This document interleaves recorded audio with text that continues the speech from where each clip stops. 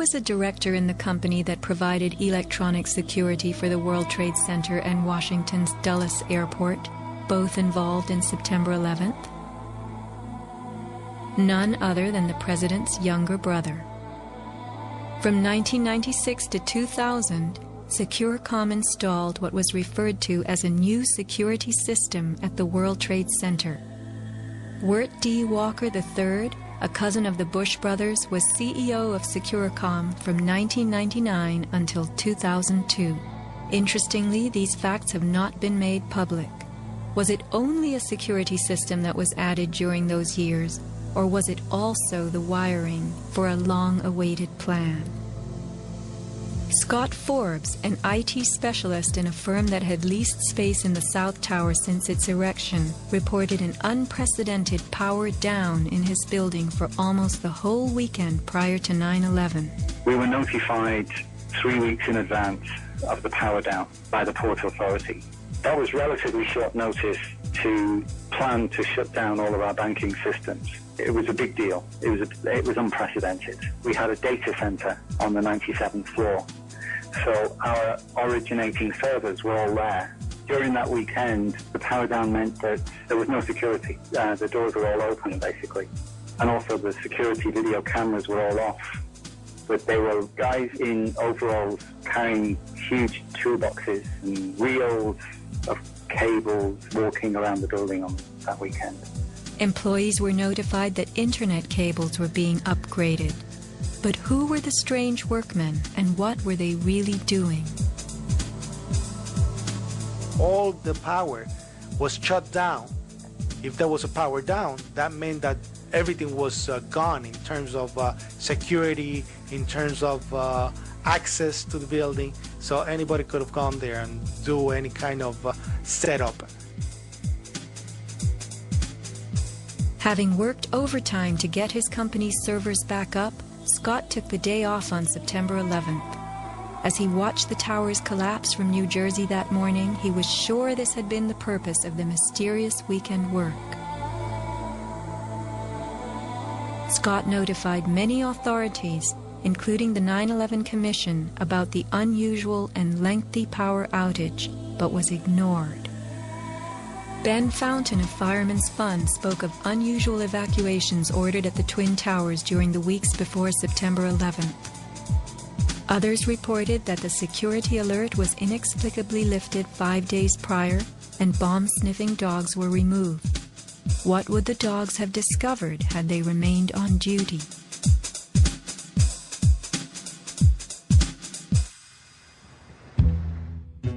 Although they were idolized as cathedral-like symbols of power and triumph that pierced the New York skyline, the Twin Towers were big money losers for the Port Authority of New York. They cost millions a year to equip with the basics: electricity, water, heat, air conditioning, sewage, and even oxygen, being airtight. As modern communications connected traders from all corners of the globe, tenancy in the Twin Towers continued to drop. The towers presented another problem.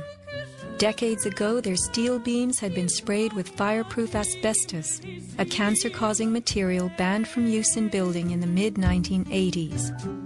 Although the World Trade Center complex was given several waivers, it was expected to clean up its act. But to remove the asbestos from every supporting beam in the Twin Towers would have been almost undoable. Quotes for this cleanup ran over $1 billion, and no insurance company was willing to bear the cost. An urban renewal project of unfathomable proportions. Given the tower's issues and problems, September 11th proved an unexpected bonanza. The Trade Center was built in the 1960s to revive a rundown area of New York, and 40 years later, urban renewal could again take place. 2 white elephants were removed, and a brand new complex is in the works. As last survivor William Rodriguez climbed the stairwell to rescue people, he remembers a very strange thing. As I stood there on the 33rd floor, I heard very strange noises on the 34th floor. Now, the 34th floor was an empty floor, a floor that did not have any kind of walls, or it was a construction floor. It was totally hollowed out. There was nothing there, and I heard very heavy equipment being moved around, and it sounded like dumpsters with metal wheels being moved around, and I got scared because I knew it was an empty floor. Nobody was supposed to be there. As a matter of fact, not even the elevators stopped there. You have to have a special access key to open the door on the 34th floor. So to find that there were strange noises there, and I continue actually bypassing that floor because I didn't dare to open the door on the 34th floor. Something told William Rodriguez not to mess with the 34th floor. I got scared. Yet William Rodriguez was not a man who was scared that day. He remained in a burning building against firemen's orders, endangering his own life as he saved the lives of others. What could have been happening on the 34th floor? For weeks, Scott Forbes had heard similar noises on the 98th floor above him. It must have been at least 4 to 6 weeks before 9/11. It was like rebuilding work going on upstairs. The tenants, the people from Aon who had been were moved somewhere else.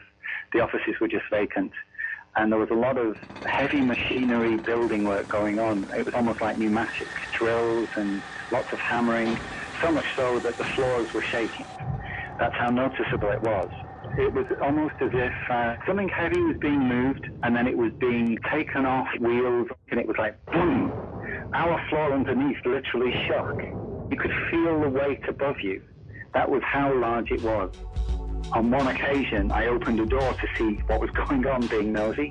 When I opened the door, the whole office space was empty. There was nothing there at all. It was quite bizarre because it was just empty. Completely empty, barren, nothing, zero. Not even cables hanging from the ceiling, but there'd been these heavy noises and vibrations up above. It was really strange. And the noticeable dust in the building the week before. It was probably the week leading up to 9/11. Every morning I'd come in around 7 a.m. and the dust was incredible. It was filthy. It was like the cleaners weren't cleaning. Right where the windows were, there was a sill which enclosed radiators. I was sick to death of the dust which was appearing on the windowsills. It was dirty grey and very, very noticeable in that week leading up to 9/11. Where was that dust coming from? Grey dust Scott himself had to clean. Was it powdered cement? The steel columns of the Twin Towers formed an endo and exoskeleton. Had something been placed around the edge of the building, holes been drilled to contain it? Was the dust in those final days a telltale sign?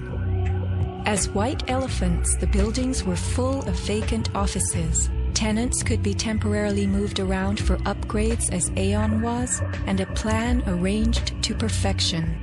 Was the strange construction that could be heard but not seen going on all over the towers? Larry Silverstein took possession 6 weeks before September 11th, when the strange construction began. Were the sounds that scared William Rodriguez the last of the rats as they left a sinking ship?